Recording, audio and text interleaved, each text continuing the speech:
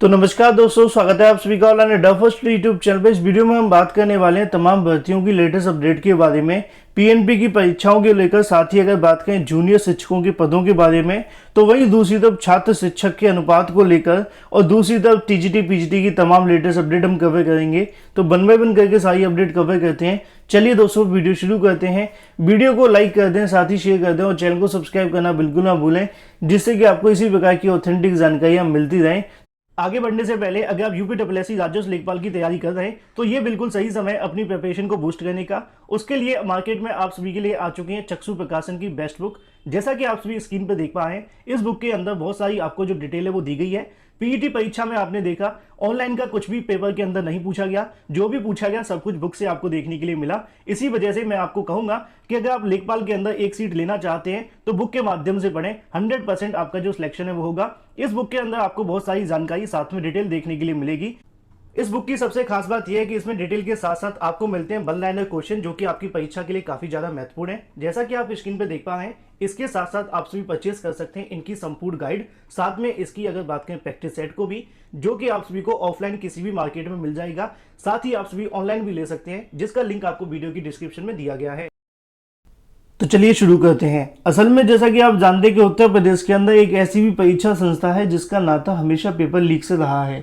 हम बात करें यहाँ पे पीएनबी मतलब कि परीक्षा नियामक प्राधिकारी को लेकर।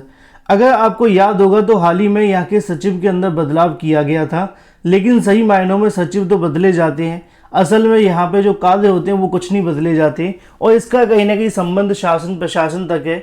जैसा कि आप जानते हैं कि पीएनबी की तरफ से कोई भी परीक्षा शांतिपूर्ण तरीके से करवा ली तो जाती है, ऐसा उनका कहना होता है। लेकिन असल में देखा जाए तो परीक्षा के अंदर धांधली, भ्रष्टाचार, पेपर लीक या बहुत कुछ आप सभी को देखने के लिए मिला है। और सबसे खास बात इनकी ये होती है कि पेपर से पहले व्हाट्सएप के ऊपर इनका जो पेपर है वायरल हो जाता है, चाहे वो शिक्षक भर्ती का पेपर हो या फिर डीएलएड का पेपर हो। बाद में ये कहते हैं कि पेपर शांतिपूर्ण तरीके से हुआ। परीक्षा निरस्त करने को लेकर लगातार प्रस्ताव भेजे जा रहे हैं। हाल ही में मथुरा के अंदर से प्रस्ताव भेजा था कि परीक्षा को निरस्त कर दिया जाए। अब एक बार फिर से जो भी केंद्र व्यवस्थापक हैं उनकी तरफ से सचिव परीक्षा नियामक प्राधिकारी को जो रिपोर्टें भेजी गई है, जैसा कि आप सभी यहाँ पे देख पा रहे हैं, डीएलएड का जो पेपर है परीक्षा से पहले व्हाट्सएप पे वायरल हो गया था। आपको ऐसी जानकारी हमेशा देखने के लिए मिलेंगी। ये खास बात होती है उनके पेपरों के अंदर। डीएलएड के 4th सेमेस्टर की यहाँ पे जो बात है वो की जा रही है। पेपर को लेकर यहाँ पे नीचे और भी तमाम जानकारियाँ लिखी हुई है, मैं आप सभी को पढ़ के बताऊँ। इससे अच्छा यही है कि लगभग तमाम कॉलेजों के अंदर, तमाम केंद्रों के ऊपर इस प्रकार के मामले देखने के लिए मिले हैं। फिलहाल इस प्रकरण को लेकर कोई भी मामला संज्ञान में नहीं आया, ऐसा उनका कहना था। नकल विहीन व शांतिपूर्ण तरीके से परीक्षाएं करवाई गई, जैसा कि आप सभी को यहाँ पर जानकारी देखने के लिए मिलेगी। एक तरफ यहाँ पर पीएनबी सचिव का बयान है, तो दूसरी तरफ आप सभी के सामने देखने के लिए मिल रहा है कि पेपर व्हाट्सएप पर लीक हो रहा है। हाल ही में एक परीक्षा को निरस्त भी किया गया इनकी तरफ से, एक केंद्र की परीक्षा को। अब ऐसे में इसको लेकर भी जल्द फैसला होगा। लेकिन वहीं दूसरी तरफ बात करें अपनी अगली अपडेट के बारे में, जो कि संबंधित है जूनियर शिक्षकों को लेकर। उत्तर प्रदेश के अंदर जूनियर शिक्षकों के हजारों की संख्या में पद खाली हैं। ये यहाँ पे एडेड जूनियर की बात नहीं की जा रही है, मैं आप सभी को बता दूं, क्योंकि एडेड जूनियर के अंदर लगभग 5000 पद खाली थे। भर्ती आते आते 1894 पे आई। ठीक है, अब यहाँ पे जो बात की जा रही, जिसको हम कह सकते हैं उच्च प्राथमिक, है ना, जैसे कि आप टीईटी देते हैं ना, उसको भी तो जूनियर कहा जाता है। सेम यहाँ पे उसकी बात की जा रही है। लेकिन यहाँ पे मजेदार बात यह है कि शिक्षक और छात्र अनुपात को लेकर बात करेंगे। लगभग 1200 छात्रों के ऊपर एक शिक्षक है। क्या बात है ना। कहने वाली चीज़ें यहाँ पे देखने के लिए मिल रही हैं कि एक शिक्षक 1200 छात्रों को पढ़ाएगा क्या। चलिए मैं समझाता हूँ, लेकिन आप लोग वीडियो को लाइक अवश्य कर दिया करें। तमाम जानकारियाँ आप सभी को दी जाती हैं। यहाँ पे लिखा है कि 70% के आसपास जो भी शिक्षक हैं वो 8वीं तक के तीनों विषयों को पढ़ा रहे हैं। सूबे के अंदर बेसिक शिक्षा की अगर बात की जाए, सैकड़ों जो रुपए खर्च करके यहाँ पे लगातार प्रयास किए जा रहे हैं कि सब कुछ सही हो जाए। लेकिन असल में मामले आप सभी के सामने आ रहे हैं। अगर बात की जाए समग्र शिक्षा अभियान 2021-22 के लिए भेजी गई रिपोर्ट पर गौर करने में साफ देखने के लिए मिलता है कि उच्च प्राथमिक स्कूलों के अंदर शिक्षकों की कमी अभी भी दूर नहीं हो सकी है। स्थिति यह है कि कक्षा 6 से लेकर 8 तक के 70% जो कहीं ना कहीं विषय हैं वो यहाँ पे प्राथमिक शिक्षकों के माध्यम से पढ़ाए जा रहे हैं। यहाँ पे जो स्पेशल शिक्षक हैं वो नहीं है। ऐसे में जानकारी देखने के लिए मिलती है कि लगभग 1183 छात्र छात्राओं पर एक शिक्षक उपलब्ध है। अंदाज़ा लगा सकते हैं कि एक शिक्षक 1200 छात्रों को क्या पढ़ाएगा। शिक्षकों की कमी का मुख्य कारण जैसा कि आप सभी जानते हैं कि उच्च प्राथमिक स्तर की भर्तियां नहीं करवाई जाती हैं। सीधी भर्ती करवा दी जाए तो बेनिफिट अवश्य मिले, तो यहाँ पे 2 मिनट के अंदर सारी चीज़ें क्लियर हो जाएंगी। आखिरी भर्ती जो करवाई गई थी लगभग 29,334 पदों पर आपको देखने के लिए मिली थी, जो कि 2013 के अंदर गणित और 7वें विज्ञान की हुई थी। उसके बाद में कोई भर्ती आपको देखने के लिए नहीं मिली। और मज़ेदार बात यह है कि आज भी ये कोर्ट में लटकी हुई है। लगातार छात्र इसको लेकर सड़कों पर उतरते हैं, लेकिन फैसला इसका भी कोई नहीं हो पाया। ये हालात हैं। सीधी भर्ती 7वें प्रमोशन न होने को लेकर आखिरी बार उच्च प्राथमिक भर्ती करवाई गई थी। उसके बाद से यहाँ पर जानकारी आपको देखने के लिए मिलेगी कि उसके बाद अगर बात करें भर्ती न होने और साथ ही तमाम जिलों में प्रमोशन हो जाने के कारण इन पदों की शिक्षकों की अगर बात की जाए तो 9,451 पद अभी भी खाली हैं। ना शिक्षक है ना कुछ हैं। तो दूसरी तरफ छात्र शिक्षक अनुपात की अगर बात की जाए तो यहाँ पे लगभग 1200 के ऊपर एक छात्र दिखाई दे रहा है। ऐसे हालात हैं उत्तर प्रदेश के अंदर बेसिक शिक्षा विभाग में।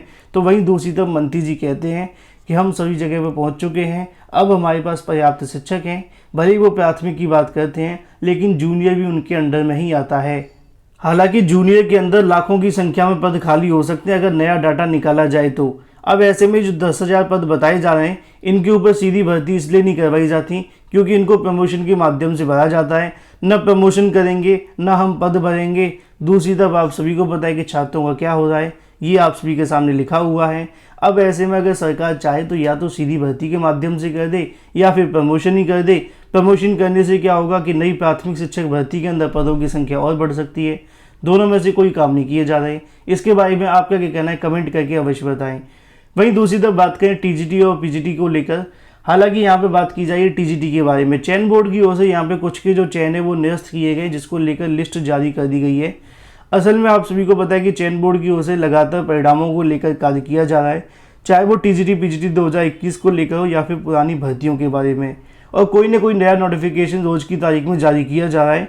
उसी क्रम में चयन बोर्ड की ओर से कल देर रात को एक और नोटिफिकेशन जारी करते हुए जानकारी आप सभी के सामने देखने के लिए मिली कि उत्तर प्रदेश माध्यमिक शिक्षा सेवा चयन बोर्ड प्रयागराज की अगर बात की जाए 1/10/2021 को नोटिफिकेशन जारी करते हुए शुद्धि पत्र जारी किया जाता है, जिसमें यहाँ पर जानकारी देखने के लिए मिलती है कि इस तारीख को जारी परिणाम के अनुसार यहाँ पे इनका चयनित किया गया था, लेकिन अब ऐसे में इनका जो चयन है वो निरस्त किया जाता है। और उसका कहीं ना कहीं कारण उनकी तरफ से बताया गया है कि इनका जो मामला है वो कहीं ना कहीं न्यायालय के अंदर लंबित है और जब तक न्यायालय की तरफ से अंतिम परिणाम जारी नहीं होता, इनको लेकर कोई भी आगे की चीज़ें देखने के लिए नहीं मिलेंगी। ये टोटल 8 छात्र हैं जो कि सामाजिक के पैनल के अंदर इनको घोषित कर दिया गया था। फिलहाल इनके परिणाम के ऊपर रोक लगा दी गई है। अब इनका जो आवंटन है वो नहीं किया जाएगा। मामला संबंधित न्यायालय को लेकर और न्यायालय के अंतिम परिणाम आने के बाद में इनको यहाँ से पैनल आवंटित होगा कि नहीं, इस पर विचार किया जाएगा। तो वहीं दूसरी तरफ बात करें तदर्थ शिक्षकों को लेकर, जैसा कि आप जानते हैं कि तदर्थ शिक्षकों को वैसे तो सुप्रीम कोर्ट की तरफ से बहुत सारे झटके लगे, लेकिन कहीं ना कहीं वो सही समय तक नहीं पहुंच पाए। हजारों की संख्या तदर्थ शिक्षकों की होने के बावजूद टीजीटी पीजीटी के अंदर सिर्फ 10 से 12 पद जोड़ने के लिए मिल रहे हैं, जो कि सबसे बुरी खबर हम कह सकते हैं। लेकिन फिर भी अगर देखा जाए तदर्थ शिक्षकों को लेकर सुप्रीम कोर्ट से बड़ा झटका लगता हुआ दिखाई दे रहा है। मामला संबंधित है कर्मचारियों की ज्येष्ठता को लेकर। जैसा कि आप सभी देख पाए कि उनकी सेवा इसके अंदर नहीं जुड़ेगी। प्रदेश में तदर्थ आधार पर काम कर रहे हैं कर्मचारियों की अगर बात की जाए, तदर्थ सेवा में विनियमित कर्मियों को यह खबर झटका देने वाली है। हालांकि झटका तो इन्होंने टीजीटी पीजीटी वाले छात्रों को भी दिया है, क्योंकि अगर ये सही तरीके से यहाँ पे आवेदन कर देते और इनकी सीटें अगर इस भर्ती के अंदर जुड़ जाती तो लाखों छात्रों को बेनिफिट मिल जाता। तो उसी को लेकर नीचे लिखा है कि शासन ने सुप्रीम कोर्ट के एक आदेश का हवाला देते हुए तदर्थ और साथ में नियुक्ति और साथ ही विनियमित कर्मियों की ज्येष्ठता को लेकर निर्धारण उनकी विनियमितीकरण की तिथि से करने का आदेश दिया गया है। यानी कि उनकी ज्येष्ठता अब अगर बात की जाए तदर्थ सेवा के अंदर नहीं जोड़ी जाएगी।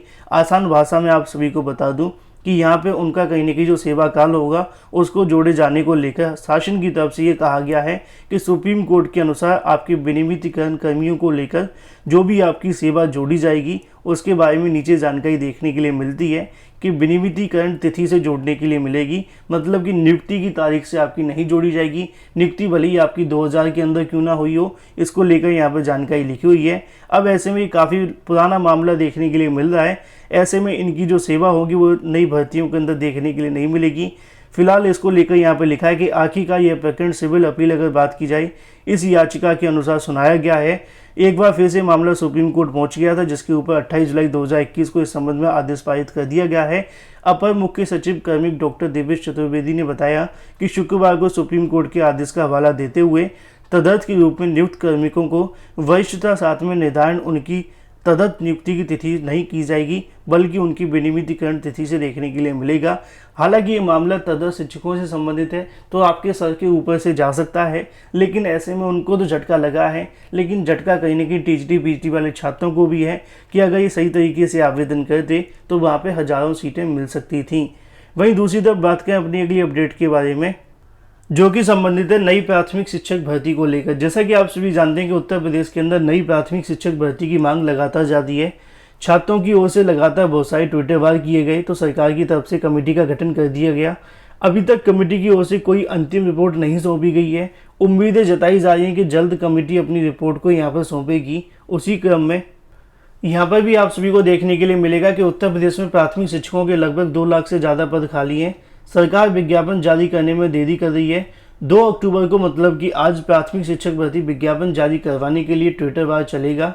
टेट सीटेट पास छात्रों की तरफ से पिछले कई दिनों से मांग की जा रही है विज्ञापन जारी करने को लेकर, लेकिन ऐसे में अभी तक सरकार की तरफ से कोई प्रतिक्रिया देखने के लिए नहीं मिली है। सरकार की ओर से सुप्रीम कोर्ट में 51,112 पदों का हल्फनामा लगाया गया था।